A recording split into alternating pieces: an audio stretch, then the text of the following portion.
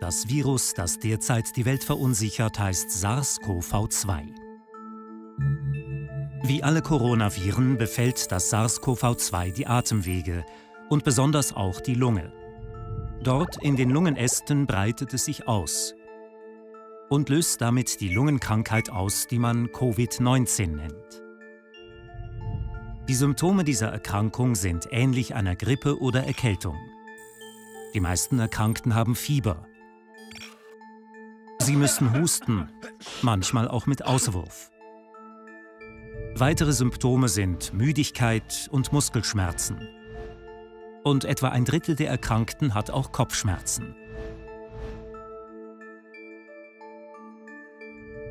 Von den Menschen, die Symptome einer Erkrankung haben, kommt es nur bei einem Teil, ungefähr einem Fünftel, zu schwereren Verläufen.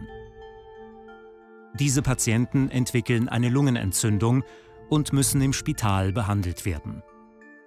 Sie bekommen nicht mehr genügend Luft und brauchen künstlichen Sauerstoff. Das Risiko für einen tödlichen Verlauf hängt mit bestehenden Krankheiten und dem Alter zusammen. Das zeigen provisorische Daten aus China.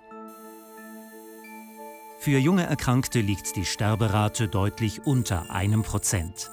Erst ab 50 steigt das Risiko an, bis auf 15% bei den über 80-Jährigen. Doch egal in welcher Altersgruppe, für weitaus die meisten Infizierten verläuft eine Infektion mit dem Coronavirus nicht tödlich.